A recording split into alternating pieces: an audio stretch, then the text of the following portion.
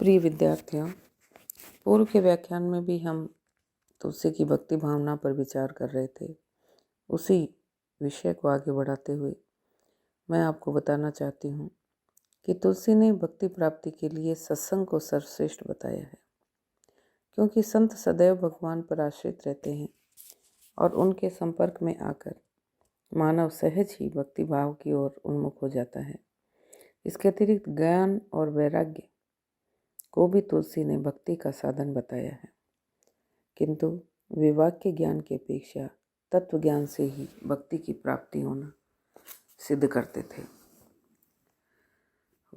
वाक्य ज्ञान अत्यंत निपुण, भव पार न पावे कोई, भवसागर भव पार न पावे कोई। वाक्य ज्ञान अत्यंत निपुण, भव पार न पावे कोई कहकर वाक्य ज्ञान की निंदा की है। अर्थात सिर्फ बोलने मात्र से भक्ति प्राप्त नहीं होती या भवसागर प्राप्त नहीं होता, भवसागर से पार नहीं हो सकते। वे चाहते थे कि भक्ति के लिए साधना और भक्ति की जाए, ईश्वर का ध्यान किया जाए। साथ ही तुलसी ने तप, संयम, श्रद्धा, विश्वास, प्रेम, प्रभु की शरणागति आदि को भक्ति का प्रमुख साधन सिद्ध किया है। वे चाहते थे कि अहंकार रहित होकर भक्त धन्य भाव से ईश्वर की शरण में जाए तो ईश्वर की प्राप्ति होती है। तुलसीदास जी की भक्ति पद्धति में प्रभु की शरणागति के 6 प्रकार का उल्लेख है। वे कहते हैं, अबलो न सानी अब न सहूं कहकर अनुकूल के प्रति संकल्प करते हैं। यानी जो चीज़ें प्रभु को परम प्रिय हैं या जो संसार से दूर करने वाली, भवसागर से पार करवाने वाली जो वस्तुएं हैं, उनकी ओर आकृष्ट होने की बात तुलसीदास जी कहते हैं। जानकी जीवन की बेल जहों कहकर प्रतिकूल के परित्याग का निरूपण करते हैं। तू दीन दयाल दीन हो, तू दानी हो भिखारी कहकर गोपतृत्व वर्ण का उल्लेख करते हैं। कौन की आस करे तुलसी, जो पे राखी है राम तो मारी है कोरे। कौन की आस करे तुलसी, जो पी राखी है राम तो मारी है कोरे कहकर रक्षा का विश्वास प्रकट करते हैं। तुम तजी हो कासों कहूँ और को ही तुमेरो कहकर कारुण्य भाव व्यक्त करते हैं। मेरी रावरी गति रघुपति बलि जाऊं, निजल नीच निर्गुण निर्धन कह जग दूसरों ने ठार ठाऊं, दूसरों ने ठाकुर ठाऊं कहकर वे संपूर्ण समर्पण की ओर इशारा करते हैं। कहने का मतलब ये है कि तुलसी की भक्ति पद्धति में विनय है, प्रेम है, आसक्ति है, शरणागति है और प्रबलता के साथ दैन्य का आधिक्य है। उनका भक्त हृदय सर्वत्र दैन्यपूर्ण भावों से ओतप्रोत होकर ही अपने आराध्य के सम्मुख उपस्थित हुआ है और अपना सारा दायित्व अपने इष्ट देव पर ही डाल देता है। यानी अपने जीवन का उद्धार करना, अपने जीवन की नैया को पार करने का संपूर्ण दायित्व वे अपने आराध्य देव पर डाल देते हैं। यह अनन्य भक्ति कहलाती है।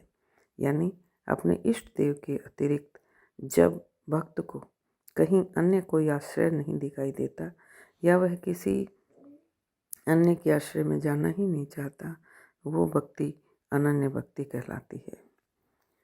भगवान की कृपा तुलसी ने सर्वोपरि मानी है और कृपा की प्राप्ति के लिए श्रद्धा विश्वास युक्त अनन्य भक्ति को धारण किया है।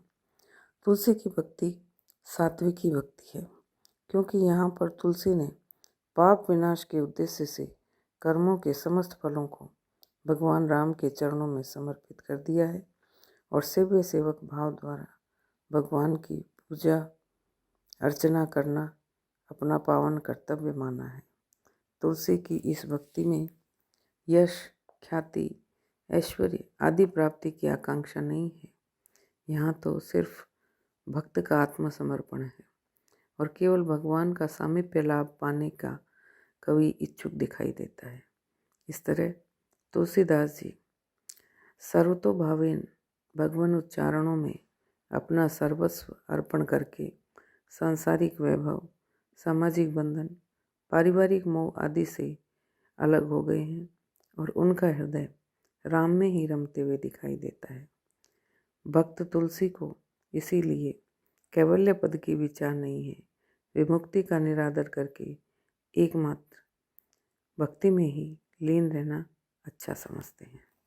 इस प्रकार तुलसीदास जी ने श्री राम को अपना आराध्य मानकर, सर्वशक्तिमान मानकर, सर्वगुण संपन्न मानकर उनके प्रति अपना संपूर्ण समर्पण कर दिया है।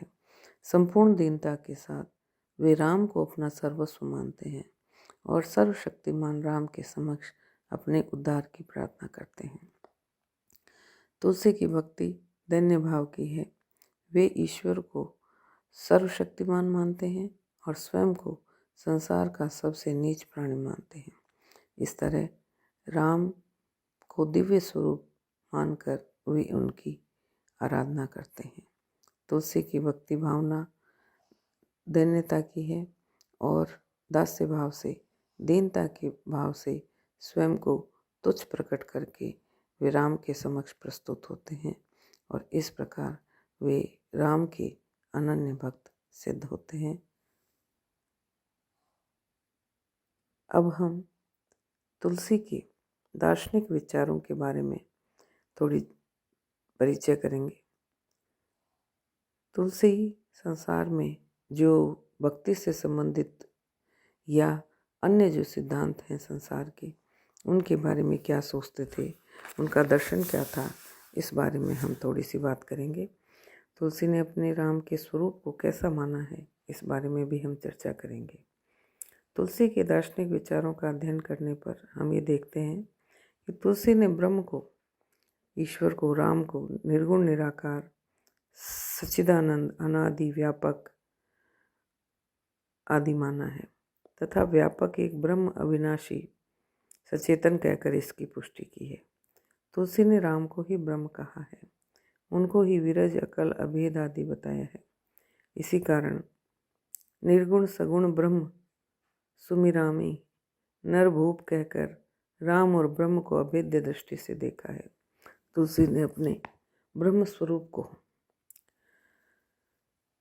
अनग, अद्वैत, अव्यक्त, अविकार, अचल, अनिकेत, अनामय आदि, करुणाधाम आदि कहा है और माया, जीव, प्रकृति आदि का अधिष्ठाता सिद्ध किया है।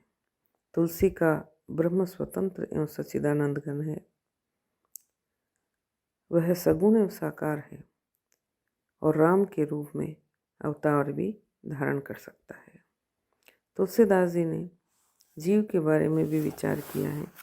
कहते हैं, यद्यपि जीव का निर्माण क्षिति, जल, पावक, गगन, समीरा नामक पंच तत्वों से हुआ है, फिर भी यह देह, इंद्रिय, मन, प्राण एवं बुद्धि से विलक्षण है, चैतन्य है, नित्य है। तुलसी ने ईश्वर अंश जीव अविनाशी, चेतन, अमल, सहज, सुख राशि कहकर जीव को ईश्वर का अंश, अविनाशी, चेतन और सहज सुख राशि बताया है।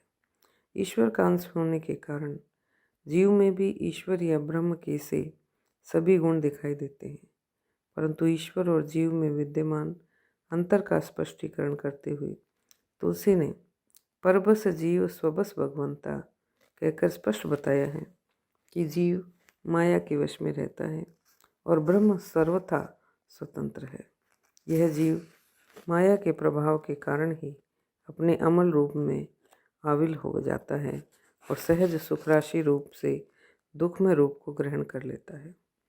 तुलसी ने भूमि परत बा डाबर पाने, जनु जीव ही माया लिपटाने कहकर जीव की विशुद्ध निर्विकार सुख स्वरूप स्थिति से तभी दूर जा पड़ता है जबकि माया उसे चारों ओर से लपेट लेती है। इसलिए जीव ब्रह्म का सखा नहीं अपितु सेवक है। यानी जीव ब्रह्म का सखा नहीं हो सकता, वह उसका सेवक है। ईश्वर ही मोक्षदाता है, वह सबसे परे है, सब वह मर्यादा पुरुषोत्तम है, लेकिन जीव में ये सामर्थ्य नहीं है।